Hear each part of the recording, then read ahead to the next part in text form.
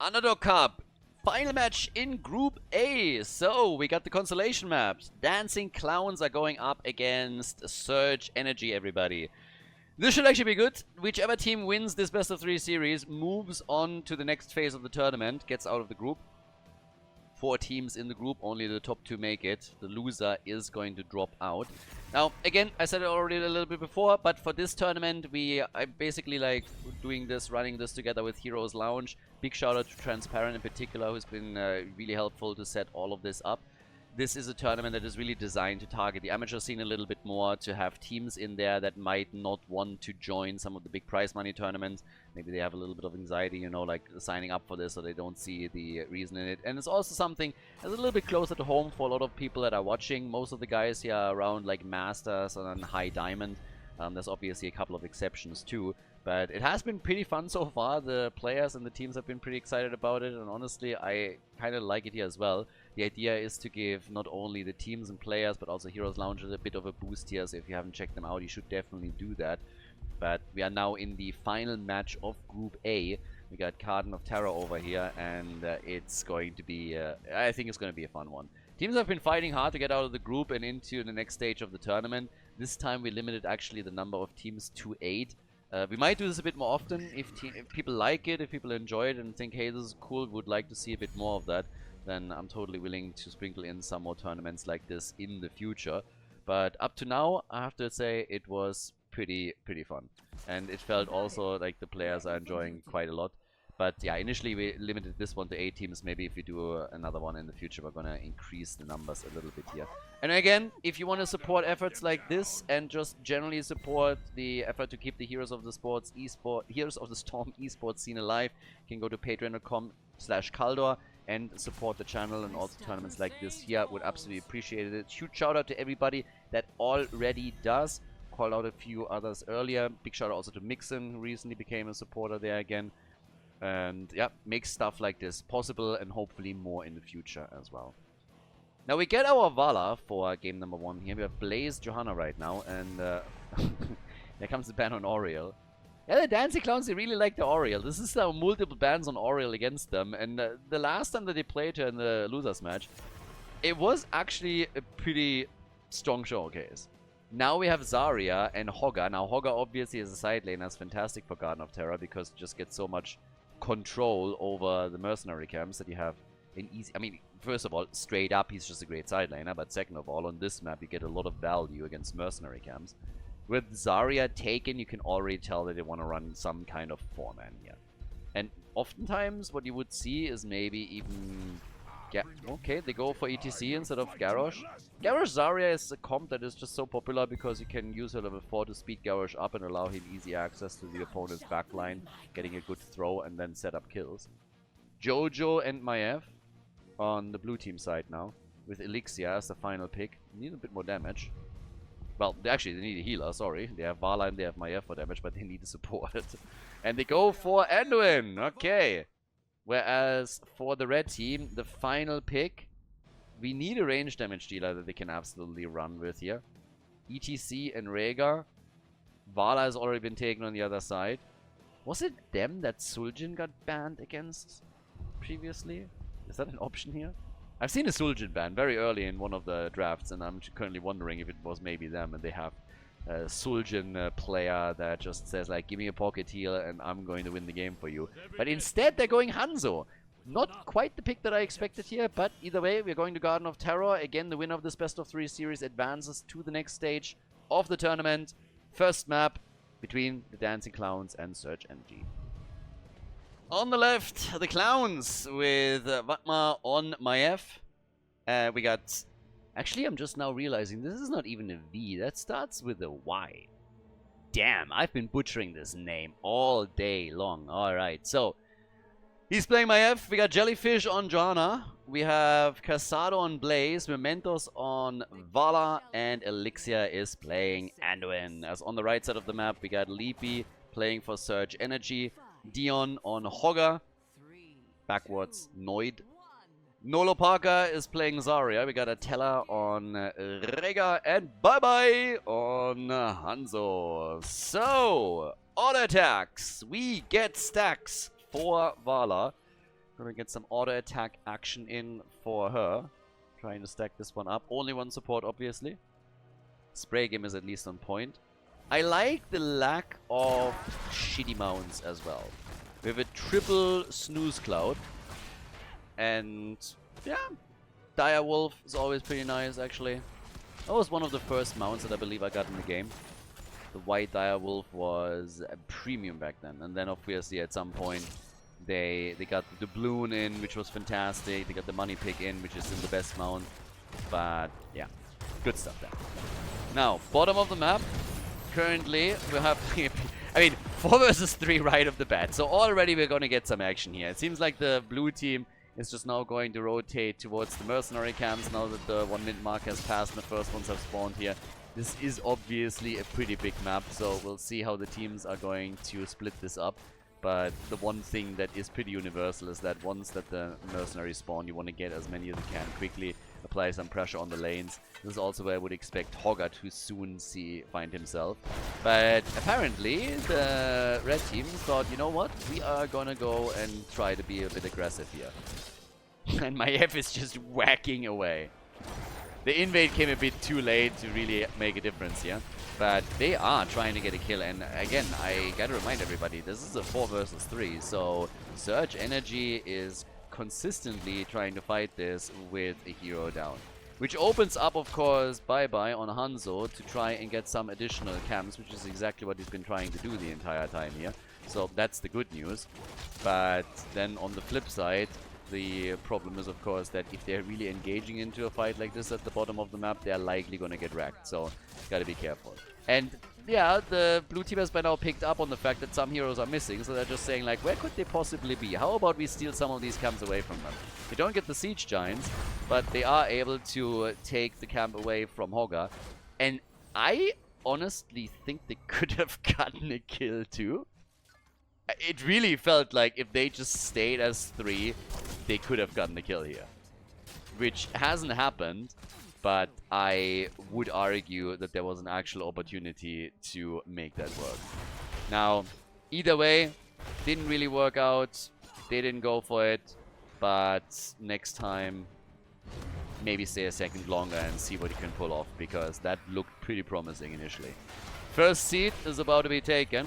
Teams are slowly starting to go for that. Nice tether. Yep, and that is a kill. Bye-bye goes down. And we say bye-bye. Bye-bye. So he's gone. And with that, we now have 1 kill to 0. First blood is in. And of course, the seed will be taken by the blue team. Barring anything crazy. Yeah, the interrupt just came a moment late. Maybe if they get that interrupt out, they can actually get the rest of the team back too. But, no. So, 1 kill to 0. 47 stacks for Vala. So, she's also slowly starting to stack this up a little bit. And, yeah, get some work done. I mean, honestly, if Vala is able to get proper stacks out of this, then she, as the only proper damage dealer here, can really become also a big, big problem for the opponent's team, for sure. I mean, you have ETC up at the front. He's already on the squishy side. If Vala then is able to get the single target damage out, this is going to be an absolute disaster for him. ETC is not going to be happy. Might not have the biggest hit point pool where Manticore properly triggers, but still.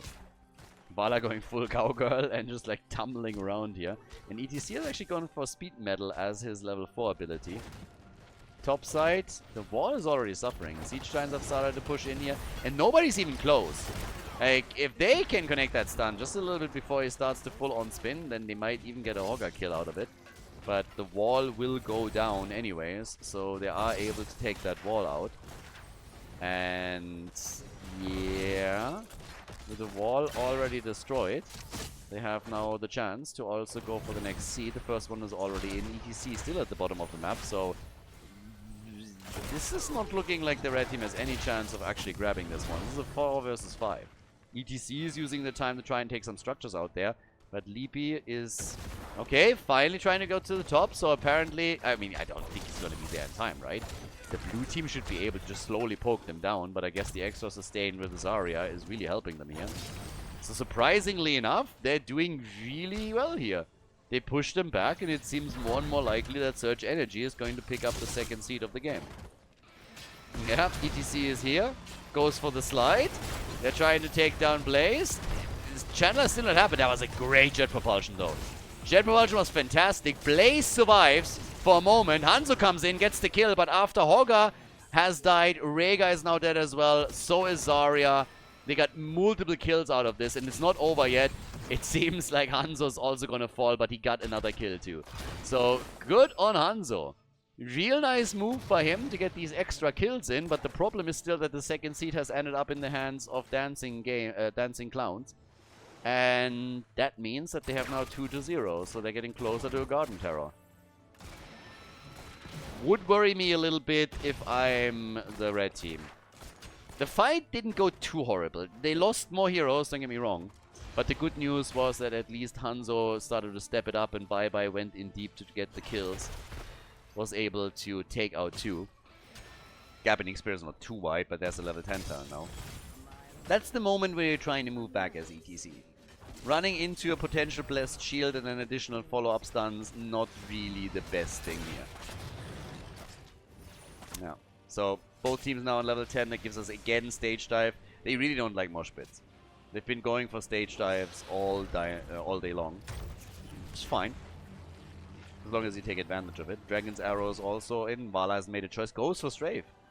Alright, Vala with Strafe to boost the damage a little bit more. And here comes that third seed. And the problem is that it's very far over to the left side. So, really good position for... Oh, okay. There comes the jump. And immediately the... move with the disc. Arrow is out. Hogger, yeah, he went deep. He needs to be careful too. Blue team is slowly starting to move back out here, but the problem is that Maiev is now gone. She got focused and Hogger took her down. Rhaegar, also low, goes for the self-ancestral, and I don't know, the clowns are losing this one. Currently, Surge Energy is doing better with every single team fight. On the camps, just looking at the experience that they got, look at the mercenary experience here. Massive gap between the two of them. So, macro-wise, the Dancing Clowns are just doing better. But Surge Energy has now taken over in experience. And they also have, at the same time, established a tiny... Yeah, I want to say like... tiny lead that might lead to an earlier level 13 talent. It's not really a lot. So one camp has at least now taken. Damage, 14,000 for Hogger is the top damage dealer for the team. Vala is on 18,000. And Vala is really the one to watch out for right now. She has not fallen yet. So she still has all of the attack speed. A couple of the structures are a bit low, but nothing has really damaged too far. Down at the bottom, it's the blue team that has suffered. I'm a little bit intrigued by this. Initially, it seemed like the Dancing Clowns might just be the team, you know, to take this one. But right now, I'm not quite sure. Surge Energy has been doing better and better as this continued. And if the next team fights just follow the same pattern, then from here on out, times are going to be rough for the Clowns. Okay, so here's the channel attempt. They can't really find a proper angle to this either, especially now with Maiev down at the bottom of the map. So I think they're willing to give this one up, and they're just hoping to get some extra damage down at the bottom fort end. But the seed has been taken fairly quickly. Vala is now at 99 stacks, so he's going to get the second reward on the level 1 talent in a moment. The brawls that we're getting are at least good for her. So for Vala, this is actually quite nice. Temper Discipline for her. Yeah, Zarya is now still doing some damage at the bottom of the map. I mean, honestly, bot lane has been a continuous back and forth. It feels like every single time one of the teams has a hero all alone at the bot lane that just pushes for the structure and nothing else. So, right now, there's the next jump. Yeah, starting to come in. And, well... the siege lines have all been claimed, so they got that. Vala gets a few more hits in. Yeah, but the siege is also spawning now, and it's actually pretty center in bot lane. So, who is going to take... this one is going to give you Garden Terrors. One way or another, it's Garden Terror time now. And they're actually saying, like, you know what, we're going to get the Siege Giants first. I'm not sure you guys have that time. That seems a bit ambitious. I mean, Maiev is going to grab it. Okay, fair. But they need an interrupt, and they need it quickly, or it's going to be Garden Terrors from here on out. So, Maiev takes it. Here comes the fight. Orga, nice, survives as he gets the stun out against Vala. But oh boy, they are not surviving this. Hanzo is down, and so is Rhaegar. So now we not only have a camp in the mid lane, but we're also going to get Garden Terrors for the blue team. This is a chance for them to, oh my god, also kill ETC. Yeah, that's a dead cow. Moo. ETC is gone. Hogga is dealing with the Siege Giants in the middle and has at least been able to take those two out, but yeah.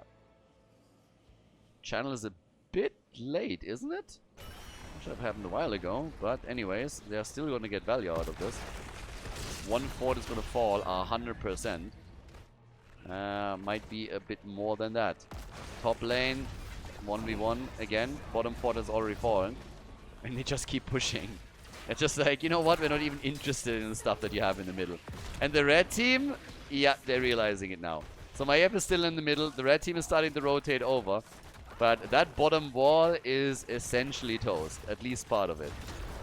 Vala should be a bit careful that she doesn't overstay her welcome here. Because again, she wants to stay alive so she keeps the gambit stacks. But that forced, of course, multiple heroes down to the bottom of the map to defend here. The wall's gone, so that's opened up. Top lane, some damage in. Hogga can... actually, they're rotating the rest of the team over too. They're not even stopping in the middle. They want to go straight up for that lane. Yeah, and Hogga trying to spin out. ETC, on the other hand, won't be able to do that easily. But a nice kill against Maiev. Well done. Good job. Maiev down. Still worried a bit about the bot lane a little bit. But, yeah. They're totally fine for now. Okay. So, anyways. 16 talents are in. That gives us Manticore. That's bad news for Surge Energy. Not a single death on the side of Vala. She has all the attack speed. She has Manticore. She has 2 completed quest stacks on level 1 already. They're sitting at 128 stacks in total. So another 32. Sorry, another 22 until she hits the next one. And her damage is going to be more than annoying for all of the frontliners here. Actually, for everybody, but whatever. So, yeah. This works it in against Zarya, who's sitting all the way in the back, full energy. But Zarya needs to be very careful. Zarya is dead. So Zarya just thought, I can tank this. No, you can't. Rhaegar didn't even have time to throw the Ancestral out. That's how quick it was. And now they're locked into a corner. Jojo goes down, so that's nice. Strafe gets dodged. Well done. And now they go for Rhaegar, and Rhaegar is also eliminated. Vala's damage is starting to completely spiral out of control. They're trying to go for the camp here, and ETC will just die. The stun against Vala is nice. She gets saved and somehow makes it out of the fight. It seemed like Hanzo would be able to get the kill, but not even that happened. There's another one. That's 4 heroes down all of a sudden. Vala's at 36,000 damage. Just like that. And boy, it's just disastrous. This is like a 7-kill gap between the two teams now. And yeah. They should be... I mean, honestly, I'm a little bit surprised that they don't even push for a structure. Go for the seed is fine, but with the top fort this low, they should have just moved in for the top fort and just gone for it and said like, alright, we're going to take this one now. They certainly had the numbers on the map. Wasn't really a need to retreat in that spot. But either way, they're still looking great here. They got the seed and now they're stealing some of the Siege Giant camps away. And obviously it's not only that. You have the lead in experience too, which adds more to it and allows them to possibly do a whole lot more here. Yeah, next little attack against Hogga. The jet propulsion didn't connect, but it doesn't even matter anymore. They will be able to get the kill regardless. So, yeah, he's already down. He gets eliminated here, and it just seems like it's a death spiral currently that the red team is in. But they haven't lost any keeps yet. They're dangerously close to lose another fort in the middle as the double Siege Giant camp that has been taken earlier is pushing for it. And down at the bottom of the map with catapults coming in and the remainders of one of the camps, even the keep is under pressure. So, yeah, the fort already gone in the middle of the map. It's getting tricky. Half a level until the blue team hits 20. Topside fort is getting attacked. Another seed about to be taken. That will be the second one for them. Not really promising right now. Once that level 20 talent is in, we're going to get Farflight Quiver, which means that Vala can from an even safer distance start to get the auto attacks out. So, yeah. Tough times for Surge Energy now. And with that, we have them claiming the final fort. Blue team hasn't lost any major structures yet. None. Forts still standing. And now, in addition to that, of course, what is the experience? Look at the difference in mercenary experience. They're basically doubling that. I think with the Siege Giants right now, they're nearly doubling it. They've been so much better on the macro level than the opponent. And now they have level 20. And of course, the timing of that seed spawning couldn't have been any worse for Surge Energy. That gives you another set of Garden Terrors. They're looking for the fight here too. Farflight Quiver is in.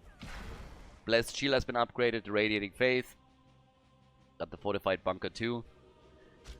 This is likely going to take the bottom fort out. But at the top, this should be Garden Terrors. They take the camp. And with that, they will then push for possibly the top side keep. But they will definitely try to push at least for one of them. They have a one level gap. I mean, honestly, this is really where everything comes together for them. They have a camp at the top lane. They have the Garden Terrors. They have the level 20 talent. But it's also a window that is closing soonish. So this is really the push where you want to do as much damage as you possibly can and ideally take out a keep. You need to do a massive damage right now. You want to be ahead here. So it's the top lane that gives you the most promise. You have a catapult, you have 2 camps there already, and you have the Garden Terrors, and they just burn down the wall like it's nothing. But this keep pretty much has to fall. If you can kill heroes with it, then you might even have a chance to go straight up for the core. And honestly, this is looking great. Hogger goes down. Hogger is dead mega quickly here, and that's the keep gone. You could either rotate into the middle and try and take a second one, or just go for the core. And given that they still have Siege Giants, ETC for some reason is trying to commit Honorable Sudoku, eats the disc immediately, and just gets melted. Still alive for now, might be able to slide out, but a few more auto attacks and that stun should actually, yeah, this is the end of it. Vala, if she doesn't die, this game's over. Vala right now is just working it. And she is sitting at 50,000 damage. Keep in the middle has taken damage as well. Yes, I think they're starting the... Okay, they're trying to go for the core again. It's another 16 seconds until Hogger is back, and they're a little bit indecisive, honestly. I mean, the mid lane keep is going down because of all of this, and down at the bottom of the map, another keep is taking damage. But they have a chance to end the game here, and they should definitely use that. They are moving in for Hanzo. The stun hits home after the disc of Maiev connected. And, well, that's the lead right there. Dancing Clowns are winning Garden of Terror and take the lead in the final match of Group A here at the Underdog Cup. Nicely done, well played, and GG. Before we head into game number 2, make sure that you subscribe to the channel if you haven't done it yet, so you don't miss out on any future content here on Khaldor TV. Could be the final map. So, Volskaya Foundry is our second map in the series. The 10 heroes that have been played in the previous game cannot be played again. And right now we have the Dancing Clowns in the lead. So a second win for them would mean that they advance to the next round of the tournament, which is the bracket phase. We obviously still have Group B to play through as well. But yeah, let's have a bit of a look on how this is going to pan out for the blue team. Can they make that work, or is Surge Energy able to turn things around and force game number 3 in this? Oh. Is Zebo getting banned? So Volskaya is a map that usually lasts a little bit longer, and Zebo excels in the late game with Violent Infection. I don't know, maybe there's a history where Surge Energy has been doing well there. I mean, keep in mind, all of these teams actually like play in Division 2 or 3, so there is data that you can look up on them, what heroes they prefer, what they like to play. And there's obviously between a lot of the teams also history, so that plays a role in the drafting process as well. It's also one of the reasons why we do this here, because again, we want teams that are established within the league, so that it's also clear which players belong to which team, so that you don't all of a sudden, you know, have ringers coming in that are playing in a much higher level, and then, yeah, just completely skew the advantage in favor of one team. Alara gets banned out as well. I mean, I would have not minded seeing a bit of a Lightning Barrage build with the proper stacks on level 4. That would have been fun. But they are going right away for Sylvanas here as their first pick. So, okay. We get Sylvanas as our first pick for them. Yeah, I mean, doesn't even without the objective, you have an enormous amount of push power there right from the get-go. But how is Surge Energy drafting this now? Ooh, Varian. Varian Tyrande. Okay. I've seen one variant so far in this group stage. Let's just say I was disappointed. We got Smash, and I don't want Smash. Variant Tyrande is a little bit interesting to me because normally when you're going for Variant Killer Comp, you're going for Stuko. If you chain the stuns properly and you apply the Hunter's Mark, Tyrande can be great here though. You get the taunt, then you just tee things up. Auriel is already making this a little bit harder. I actually don't understand what I'm really watching here, because on the one hand, you have seen multiple times now Auriel been banned against the Dancing Clowns. And now in a situation where Auriel can become a problem for your killer comp, they're not banning the letting it through. They're at least banning Shogal because they're saying there's a chance, hey, that you're playing Shogal together with Auriel. Fair enough. I guess if you have to use Aegis to prevent the kill from happening when Variant taunts up, you always lose the cooldown battle. But in a big team fight, that usually only happens once or twice. So if you can at least avoid the initial combo, then you're already in a good spot. They don't want to have the burst damage behind us, so they ban out Li Ming. You could still go Jaina if you want to go for a mage that can get good burst damage out and potentially give you a kill here. So there's a chance that we're not going to see that.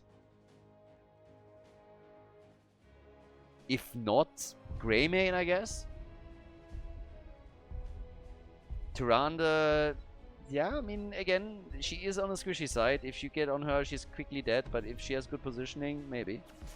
Okay, they go for a Fia to jump away. And they go Falset. Honestly, at this point, I just want to see Falset hit and blast. Give me that shock and awe. Just buzz the target away. On the left side, double pick now for the blue team. The final picks for them.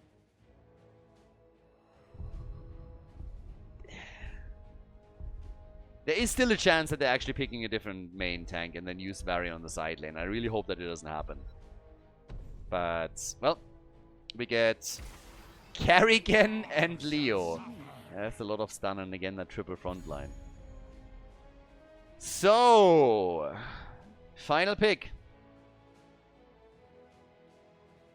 Should be a side laner here. But I've seen too many little twist attempts that have backfired that I would make that a safe call. And Surge Energy goes for Zul. Alright. More wave clear. Okay. Not sure.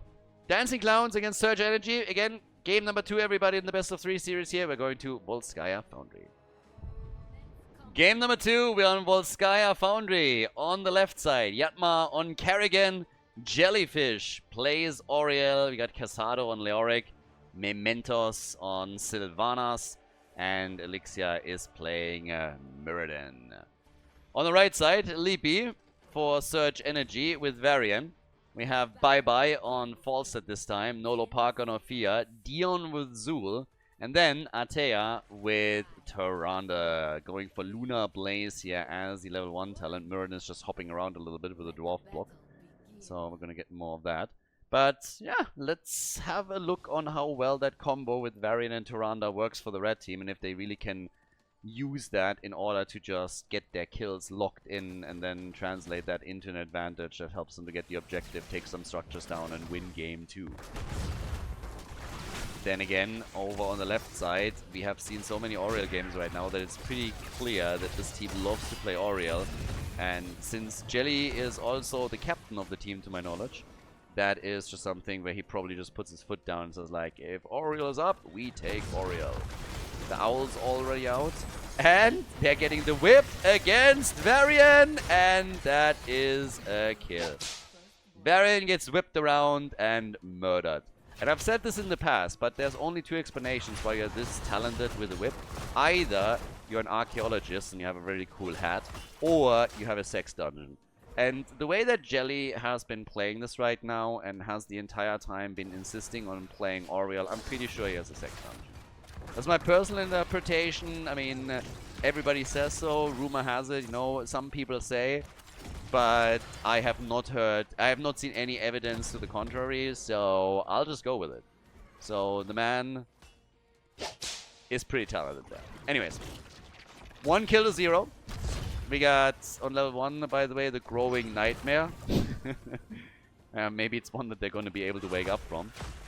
Leo at the bot lane, he has a bit of a nightmare there because false. Oh, is he alive? Dead? Maybe? And oh, that was clutch, my friend. That really seemed like it would be the end of Leoric. I also don't know what he's still doing there. Dude, Hearth back. What? Okay, he's trying to bait them so that Kerrigan can come in. But unfortunately for Kerrigan, she misses the combo. And now Leo says, okay, this is the moment where I actually have to head back. There comes Taunt on level 4. Thank God. I wasn't sure. That deserves a round of applause. Round of applause for Varian. Thank you for picking an actual talent on level 4. That gives me hope. They might actually win this one. They might have at least a chance. So, on level 4 we're also getting Static Shield for Falstad. And top side, everybody is still... I mean, nobody has really gone for any items. We're 2 minutes and 20 seconds, 30 seconds already in. And both of the turrets have still been up. Blue team has now finally decided it's time to get some items. And everybody is keeping at least an eye on the support camp.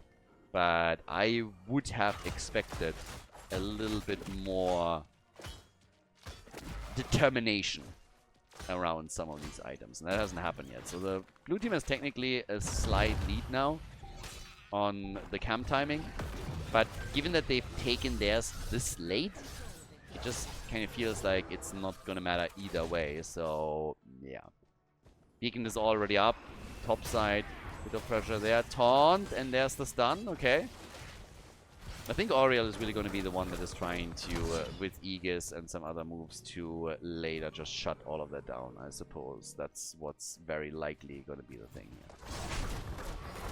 But yeah, we'll see. I mean, right now, the most important thing is honestly that for the red team that they're going to get some kills with the Variant combo, and for the Dancing Clowns that they're preventing it from happening. But Meridian gets attacked immediately, and that was not too bad. I think with a bit better coordination you get the kill there, but this is exactly what the red team has to do. They have a composition, they have an idea, they're coming in with this, and they now need to follow up and just simply make it work. If they don't get the kills with it, then it's going to be a little bit tough later on in the game. But this is something that really excels, especially early, because you get your taunt at level 4, and then you can really work it. I mean, back in the day, what you would do is Muradin and Tyrande and execute a very similar style. Now they're using Varian in the sense, and they can do a lot here. Varian already slightly in trouble. Also, Tyrande had to use their stun, so that means you have a tough time turning it around because you don't have the follow-up after the taunt anymore. But they have Zul, so they can use his Bone Prison and try and lock him down with that. It's a nice progress, by the way, in the objective. And that global that we have for Surge Energy is also pretty sweet. Falstad got scared. Somebody got really scared. Falstad got terrified there for a second. He thought a rotation was coming his way. And immediately jumped out. And I was like, yeah, I'm not going to get caught here. Nobody really went for him, so it didn't really play or make a difference. But I suppose better safe than sorry. I mean, it's better to pull it off like this than all of a sudden just dying a painful death because you thought you were safe and in reality weren't. Now, it seems like Zul, talking about safe, he's not safe, not at all. Zul is gone, and now here comes the follow-up. So they're actually getting 2 kills out of this, Zul and Tyrande. We talked about the problem that Tyrande simply has with her lack of an escape tool. It's a little bit similar to what we've been talking about earlier with Jimmy. But the issue is just simply she is not able to get away once she gets caught. And if Kerrigan, for example, is able to move in on you, then you know you're in trouble. So it's the blue team that takes over on the beacon. They also have a lead in experience, the earlier level 10, essentially given. And also a few more items that they're already taking, which isn't really a thing for the opponent's team yet. And here come the level 10 abilities. So if they stay too long here, they might actually lose the hero before they get their own heroics. And there's already the Entomb. Yeah, in comes Varian again, tries to turn it. Aegis is being used for the save on Kerrigan, who jumps back in. Doesn't have the cooldown ready to go for Falstad, but Falstad has to actually gust this out. The Protector, on the other hand, is taken now. So you have Sylvanas and you have the Protector, as you can now try and push. They put Sylvanas immediately into it, and now the question is just simply which lane are they going to try and attack first? Where are they going to attempt to make their mark with this? Kerrigan sitting all the way at the top. They're splitting out onto the lanes again, with Leo going up against Zul at the bottom of the map. But here, they're not even attacking structures. Forza gets killed at the top, so that's kind of nice. The attempt to help him out is a bit too late. Seems like Varian is still hoping that he can make the difference here. I don't know how, honestly. Muradin missed the Storm Bolt on Tyrande. This could have been a problem, but generally, his objective hasn't really done a whole lot. So, they lose it and they get, I mean, not even a wall. The wall is now gonna fall, but the Protector itself was just garbage. This is the problem on this map. I mean, honestly, the objective on this map is just so strange. They're getting kills, though. I mean, now they even got a solo kill here, which is kind of wild. Zul is able to... Or, sorry, Leo is able to take out Zul. And that, of course, limits the options of Surge Energy again and forces them back from the items that are being taken away from them. So, pretty annoying if you are in their shoes right now. There's just not really anything that they can do whenever these little plays are happening to steal items from them away, to push some of their structures down. They haven't gotten a single kill yet. It's 5 kills to 0. And again, just to reiterate this real quickly, they're playing the kill comp. It is currently the team in red that is trying to execute Varian taunt kill setups. And they haven't gotten a single one yet. And level 13 will be ready in just a few moments, which at least gives another talent advantage. So now we have also Chrysalis in play for Kerrigan. They have lots of tools now, and normally, I mean, okay, if you're stunned, it doesn't make that big of a difference, but in most cases we are seeing, instead of Tyrande, Stukov. There's the Wailing Arrow out, okay, the ult already used for Mafia, and Tomb as well. People are getting a little bit trigger happy with their heroic abilities and are getting limited value out of it. The whips are on point though. I still call Sex Dungeon. Big whips from Oriel. Muradin jumps out, might actually escape this time, might die. It's a bit low. Here comes the poison over. Leo also. Kerrigan! How are they still all alive? Kerrigan is finally dead. Zul dies. Oriel is dead too. Leo dies. Finally. There's the carnage. Been waiting for this. And they get kill after kill. Sylvanas is down. Now it's time for Varian to die. Muradin is going on a killing spree. Okay, this escalated. Absolutely escalated. Look at this. Kerrigan, Oriel, Zul, all dead. Leo falls afterwards. Then they try to make the next play with Varian. He's able to go in and kill Sylvanas, and then just a second later, he also gets dropped. Woo! Yep, it's a party now. And Muradin is on a bit of a tear here. Elixir with some sexy plays. 16,000 damage. 0 deaths so far. And just absolutely crushing it. So, 26,000 by the way on the top damage from Ophia. Coughing Girl is hitting like a truck right now. Understandable. That sarcophagus is heavy. It contains all of the hopes and dreams of the heroes of the Storm esports scene. So of course it's heavy. You can hit hard with that thing. But then we have on the other side Sylvanas with 24,000. And again the attempt to go for Oriel. Not a bad one, honestly. 15 to 15. And they are... Did they think this is the objective? No, right? They just gathered all on the checkpoint. And I thought, like, are they thinking this one's active? And I was like, nah. This map has been around for too long, and so are the players, to make that mistake. But it certainly looked like it for a moment. Varian is getting attacked. Where's the entombment you needed? There it is. And the gust to save Varian, who is a little bit jittery today, as you can tell. But now Zul and maybe Tyrande are in trouble. Muradin went Skullcracker, of course. Stormbolt, bye-bye. Wailing Arrow used on Tyrande as well. I honestly don't really understand why that Wailing Arrow was needed. At this point, it was pretty clear that she's gone. But hey, there's no kill like overkill, so better safe than sorry. Muradin fights, for my liking, a little bit too long in range of the towers. But they've gotten more items now. 8 kills to 4, 16 for both of them. Still not a single fort that has been taken out. And I gotta say, I like the kills that we're getting for the blue team, but at the same time, Team Surge Energy has not really done too badly here either. They are doing better on structural damage. Maybe they can still carry this over. Parry again with another combo. Yeah, there's the Entomb too. It falls that every time with the Gust.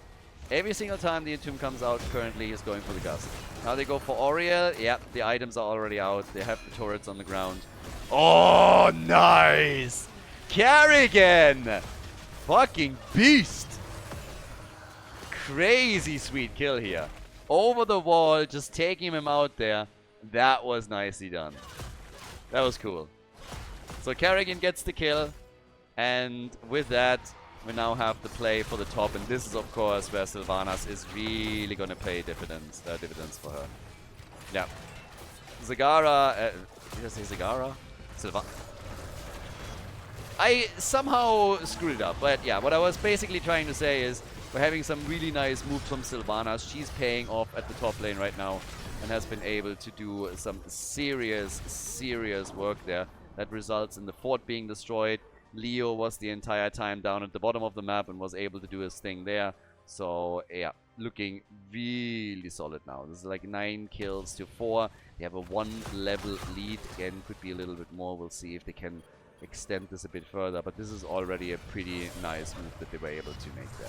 So they're trying to extend that lead even more. They have the numbers advantage in the middle in that fight too, and they're trying to get the kill on Zul, but they just can't quite get it. Battle isn't over yet. Instead, it's a move for Kerrigan, and Kerrigan with the combo. Falstad, how are these guys alive? Zul, Kerrigan, Falstad. How are all of them still in this one? In this battle. Nobody dying here? Are you kidding me?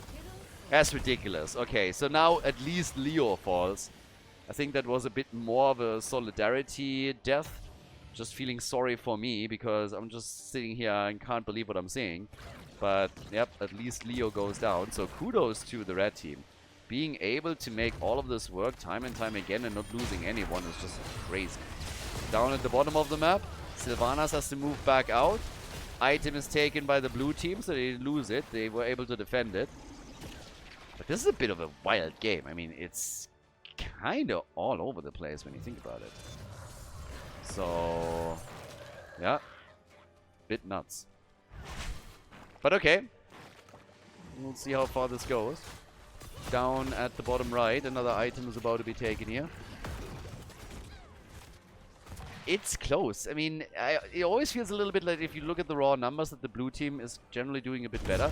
But not really. They're also losing a fair amount of heroes here in some interesting spots. Currently, we're getting the next push for the bot lane. So over here, they're also starting to do some real big damage on the bottom fort, and they're taking one down. So every single time that one structure gets eliminated, the opponent responds in kind and does the same thing.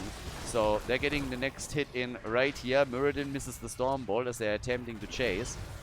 Would have been pretty sweet, of course, for them if they would be able to get a kill here. But now level 20 is soon ready. And I don't know, maybe with level 20 they have a chance to then use that window, but it's also not all that big. I mean, when you think about it, it's half a level of an advantage that they're currently holding. We have, in terms of damage output, 41,000 for Sylvanas, 51,000 for Fia, and now that they locked in the level 20 talents, Aegis is obviously quite nice. Leo with an ult would be great here for them. But they are the ones that are losing Kerrigan. They want to force the battle. They lose Kerrigan, or Fia can't get killed because nobody with damage is moving in for it. Here comes the Gust. Leo is down and the blue team screwed up. Blue team just screwed up. They forced the fight because they felt they needed to do it. Because they said, like, guys, we have a chance here right now with level 20 talents. And instead, they are losing hero after hero. And now it is the red team that is in the driver's seat. Now it has all flipped.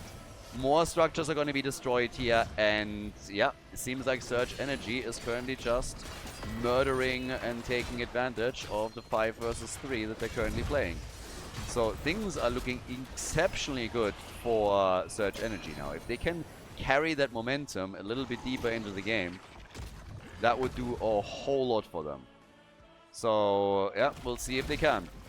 But they've taken the lead in experience. Not that it matters after level 20 all that much. They're also going for the objective up at the top. So that's the next big play that they're making. Yeah. That is actually looking pretty good for them. They had moments where it started to... I mean, it looked like their opponents would run away with it. But not happening. Currently, it's all about the objective up at the top. They are still very, very eager to go for it and try and claim Protector number 2. 75% on the clock currently. But the Dancing Clowns? Yeah, they have to... They gotta reset a little bit. They were just too eager to force the fight earlier. Now they are slowly taking control of this. But structurally, I mean, again, there's no doubt that Surge Energy is ahead.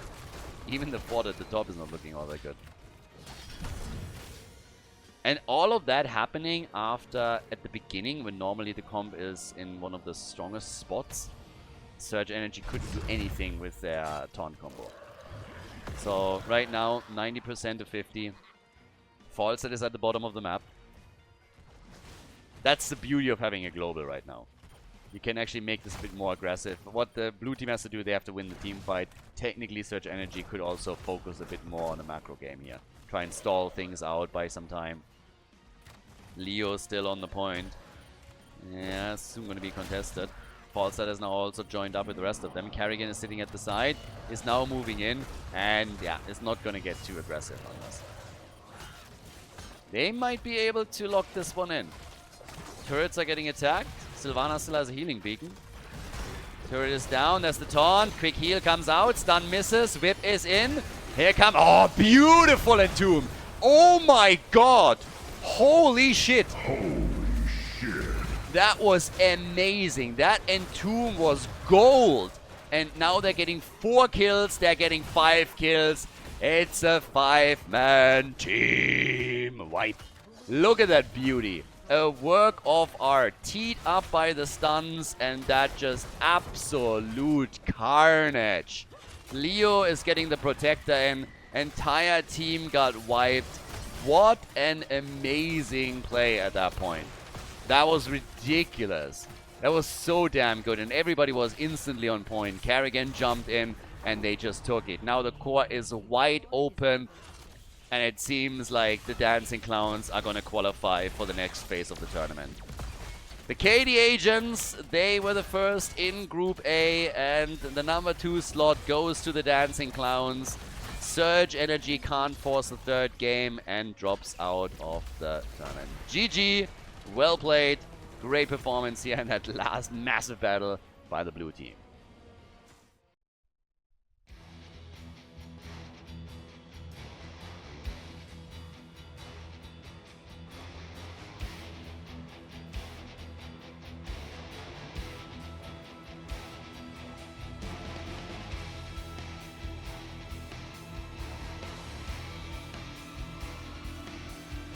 Thank you everybody for watching the video today. I hope that you enjoyed the show and the commentary. And keep in mind that the spoiler protection that is going to run for the rest of the video is made possible by all the support on patreon.com.